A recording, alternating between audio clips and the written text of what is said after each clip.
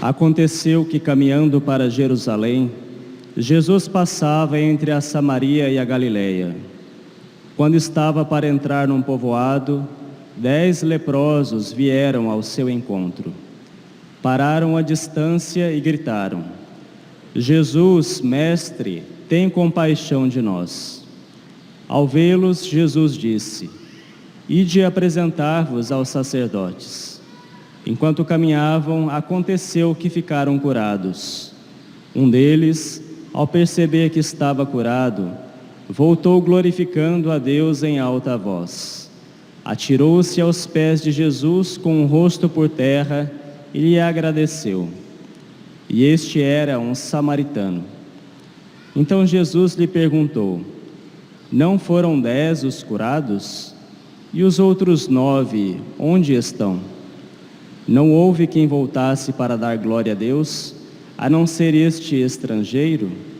E disse-lhe: Levanta-te e vai, tua fé te salvou. Palavra da salvação. Glória a vós, Senhor. O Senhor desconhecia a salvação, e às nações revelou sua justiça.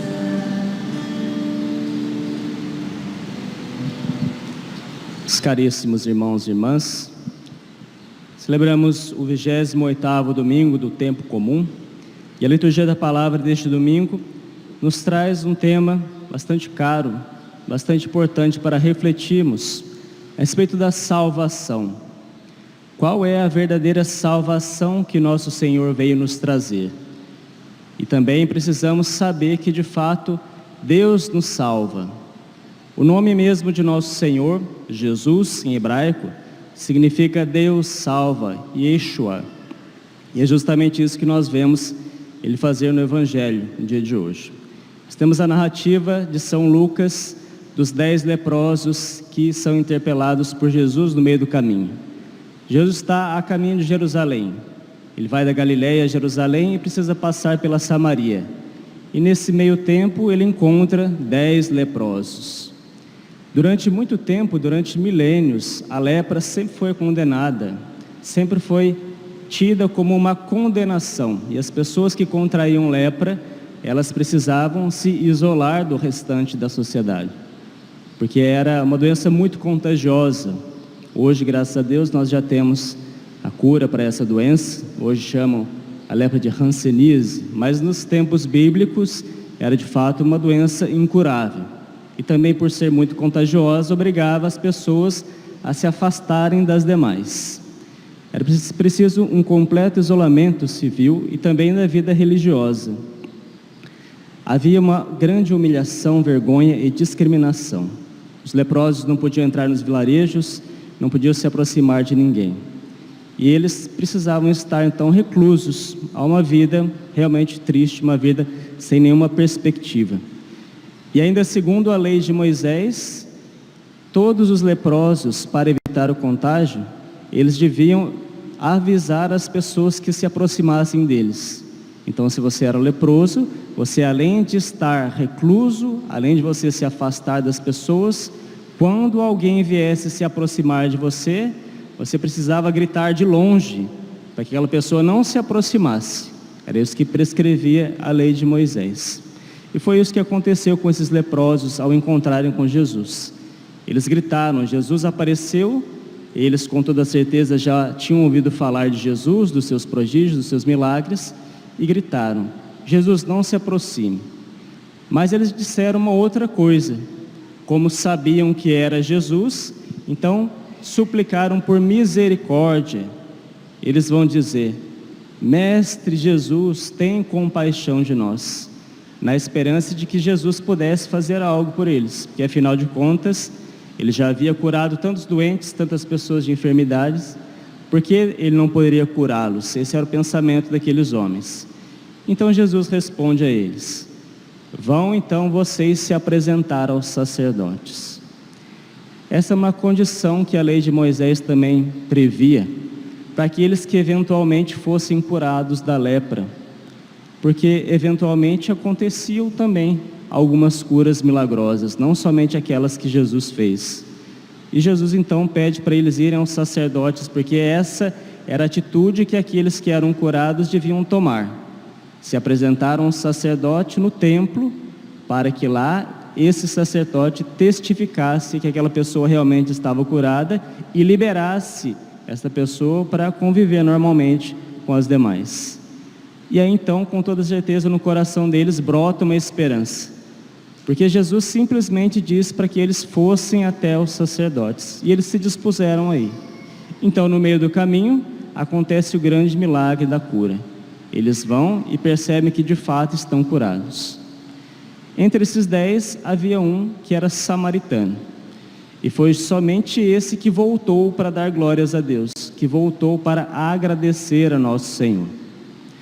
É interessante que os samaritanos, eles eram pessoas também desconsideradas pelo demais dos judeus. Esse samaritano, além de ser leproso, era também propriamente um samaritano. Os judeus não se davam com os samaritanos, porque por uma questão histórica, os habitantes da Samaria haviam pervertido a religião judaica, haviam se misturado com outras crenças, haviam feito realmente um sincretismo religioso, que é o que atualmente acontece, por exemplo, com pessoas que dizem-se católicas, mas frequentam outras religiões, frequentam o candomblé, por exemplo, ou o espiritismo, e vão fazendo aí uma religião sincrética. Os samaritanos eram justamente esses religiosos sincréticos e eram mal vistos. Mas é justamente esse que estava com lepra e foi curado, que voltou para dar graças ao Senhor.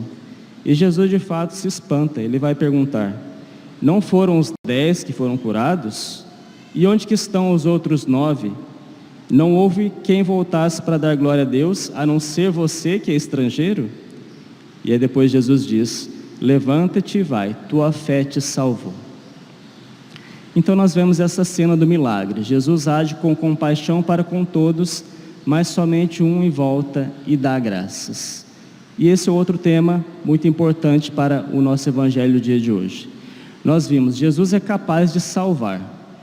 Jesus cura as enfermidades, Jesus salva o corpo. Mas muito mais do que isso, nosso Senhor veio para nos trazer a salvação das nossas almas. Jesus veio para nos salvar por completo. E o ser humano, nós sabemos, segundo a antropologia cristã, é um composto de alma e corpo. Então Deus quer salvar o ser humano e não pode salvar somente uma parte. Deus não salva somente o corpo, Ele não cura somente as enfermidades físicas, mas Ele cura a alma. E de fato esse samaritano foi curado na sua alma. Por quê? Porque o milagre de Jesus despertou nele a fé. E é justamente isso que Jesus diz a ele: vai, a tua fé te salvou. Foi salvo pela fé.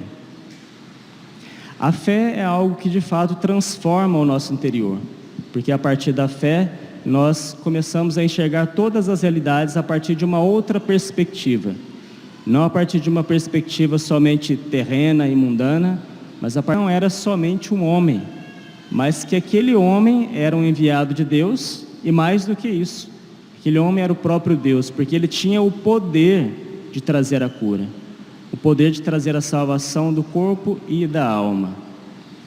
E aí o samaritano então agradece.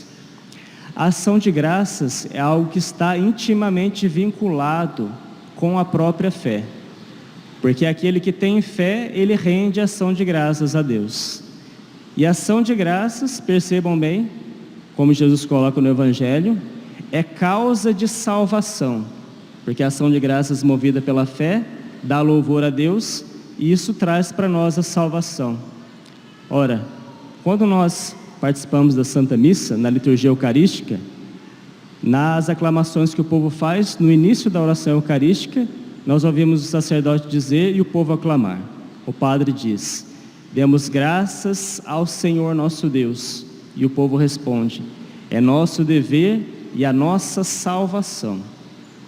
Por isso, dar graças, ter um coração agradecido, louvar a Deus por suas misericórdias, é causa de salvação para nós. É nosso dever e isso nos salva.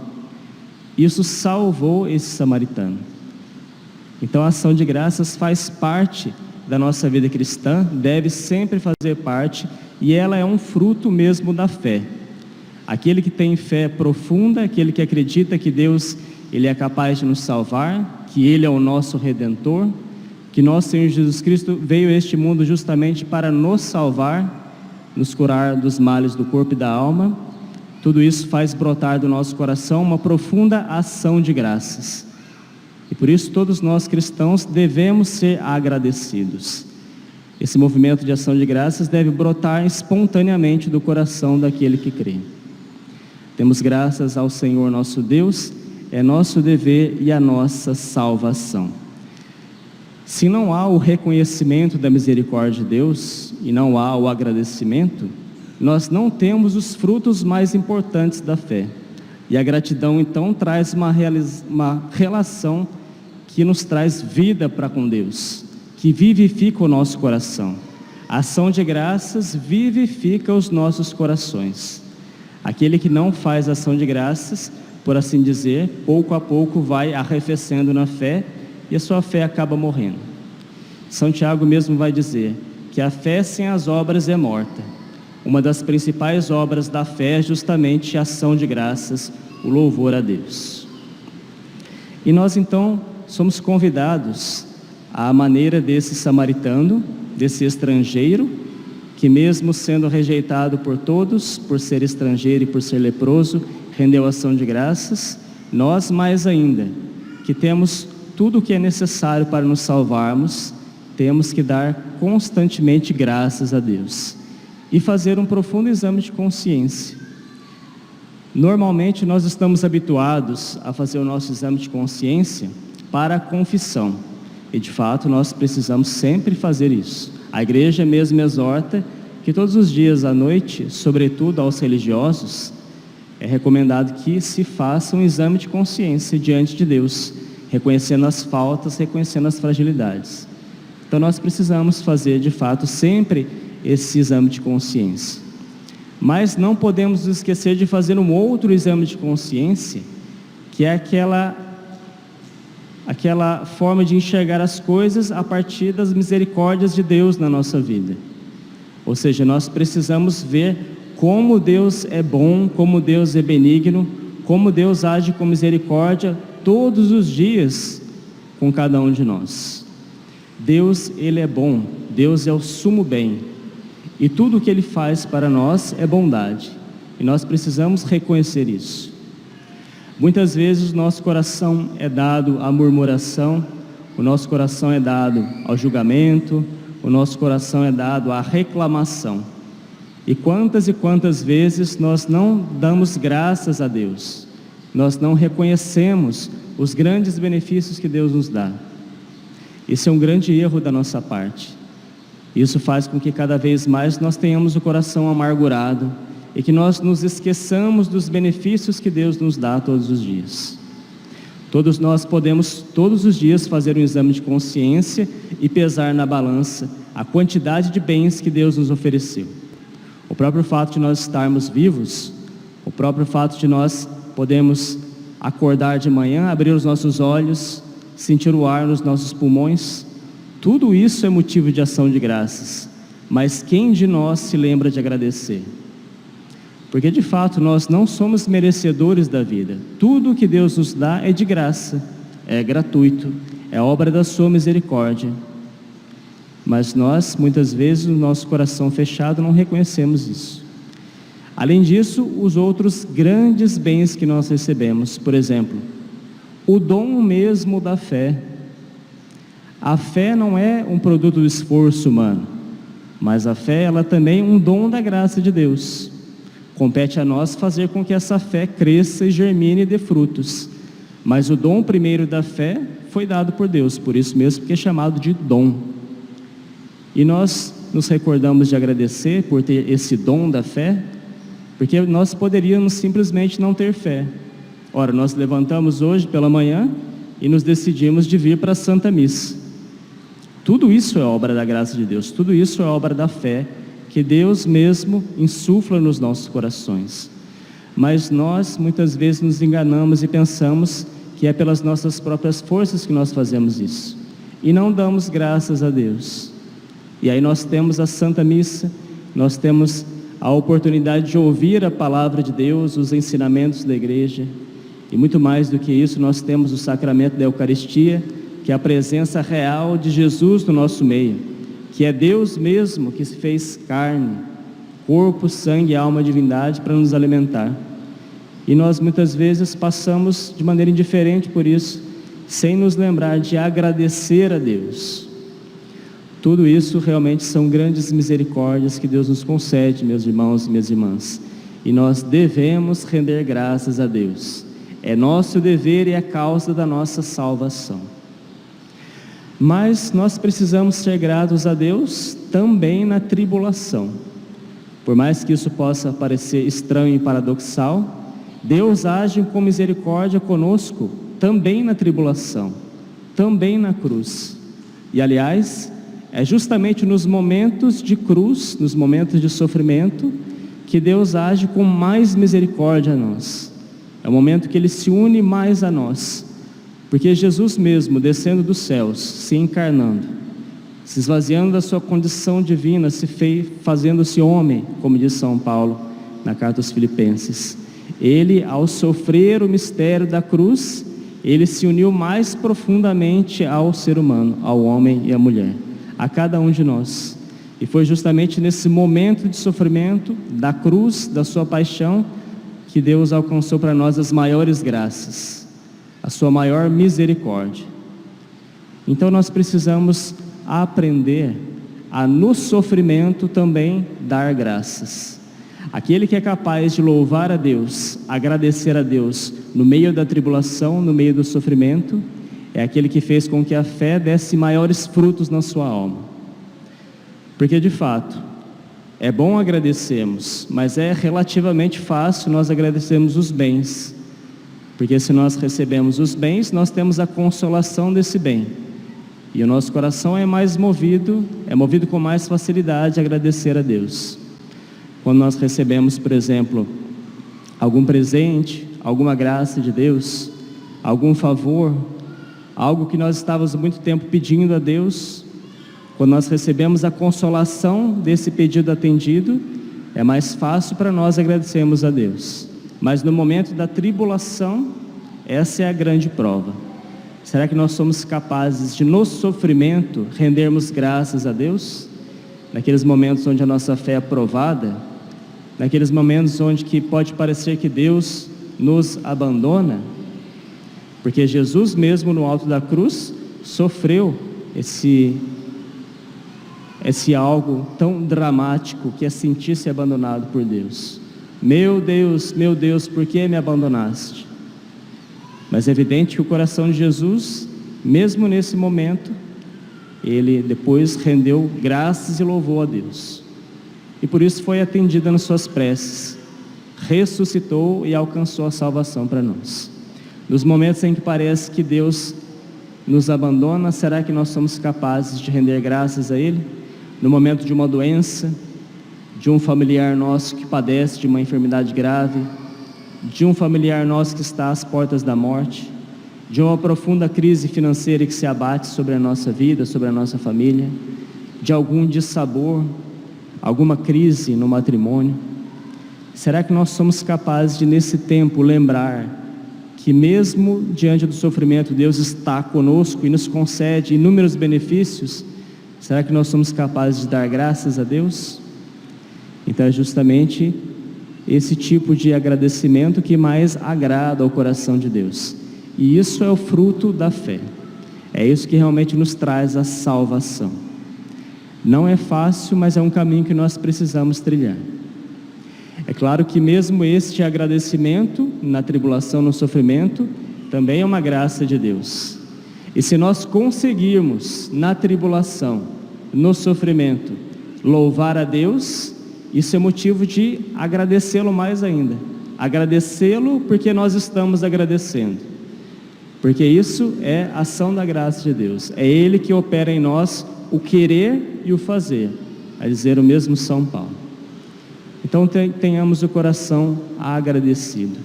Tenhamos um coração eucarístico, porque a palavra Eucaristia significa justamente ação de graças.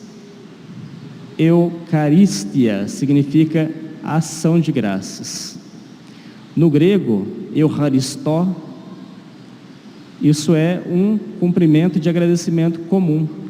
Por exemplo, aquelas pessoas que já tiveram oportunidade de ir na Grécia, até no grego moderno, é interessante que lá eles agradecem justamente com essa palavra, Eucharistó. Eu soube uma vez, eu nunca tive a oportunidade de ir à Grécia, mas um sacerdote amigo meu, uma vez estando lá, ele disse que uma criança o interpelou na rua e pedindo um dinheiro, alguma coisa assim, e aí o padre foi e deu uma esmolinha para a criança, e a criança olhou nos olhos do sacerdote e disse, Eucharistó. E aí naquele momento o padre teve como que uma iluminação, ele percebeu, nossa, a Eucaristia então é isso, ação de graças. Aqui na Santa Missa nós temos essa grande oportunidade de render graças a Deus, pelo dom da nossa salvação. Por isso nós somos convidados a ser homens e mulheres eucarísticos, que de fato adoramos a Deus e adoramos a partir do louvor, da ação de graças, reconhecendo que Ele é o sumo bem, que Ele é sumamente bom e misericordioso, e que nos dá tudo o que nós precisamos, aliás, muito mais do que nós precisamos e merecemos. Por isso não há motivos de não termos gratidão para com Deus. Vamos aprender da letra do Evangelho, aprender da atitude desse samaritano, que teve fé, foi também humilde e agradeceu, diferentemente daqueles judeus que não voltaram para louvar a Deus, que nós possamos fazer um verdadeiro ato de fé e agradecer a Deus. Demos graças ao Senhor nosso Deus, porque é nosso dever e a nossa salvação. Louvado seja o nosso Senhor Jesus Cristo.